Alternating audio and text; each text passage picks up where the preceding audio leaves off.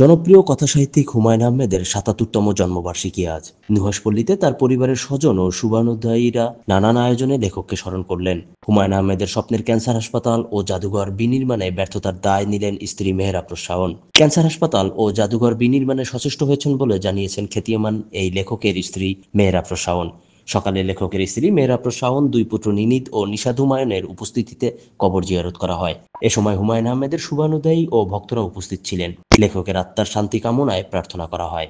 রাতে নুহাশপল্লীতে ১,০৭৭টি মোমবাতি প্রজ্বলন করা হবে। আমার ভয়েস, আমার কণ্ঠ হয়তো বা আমি পৌঁছাতে পারিনি। আমার কাছে মনে হয় প্রতিটা জন্মদিন বা মৃত্যুদিনের পর এই যে আপনারা সবাই সুন্দর করে ক্যামেরা নিয়ে দাঁড়ান, আমার কাছে মনে হয় এটার কোনো মূল্য নেই। কারণ এই আজকের যে আমি কথাগুলো বললাম, আজকের সন্ধ্যায় বা আজকে রাতের মধ্যে সমস্ত টিভি চ্যানেলে যাবে, ছোট ছোট করে রিলস হবে, খুব মানুষ আলোচনা করবে, কেউ কেউ খুব সমালোচনা করবেন, তারপর কাল ভুলে যাবেন। আমি শুধু স্বপ্ন দেখি এবং স্বপ্ন যেন পূরণ হয় সেই জন্য আমি সৃষ্টিকর্তার কাছে, আমি আমার মতো করে আমি সৃষ্টিকর্তার কাছে ধৈর্য চাই, শক্তি চাই, মানসিক শক্তি, শারীরিক শক্তি চাই।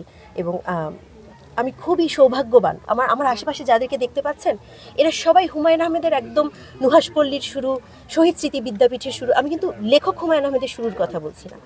একজন স্বপ্নবাজ হুমায়ূন আহমেদের যেই প্রতিষ্ঠানগত যেই ভিত্তিগুলো যখন তিনি করেছেন, প্রতিটির সাথে জড়িত আছে সেই সৈনিকগুলা হুমায়ূন আহমেদের স্বপ্নকে ধারণ করেন। কোনো সময় আমি হয়তো বা থাকবো না, এই জুয়েল থাকবে, এই বুলবুল থাকবে, পাপন থাকবে, এদের মধ্যে থেকে কে যে স্বপ্নটা সামনে এগিয়ে নিয়ে যাবে, সবসময় তো সন্তানরাই করতে পারে এমন কোনো কথা নেই।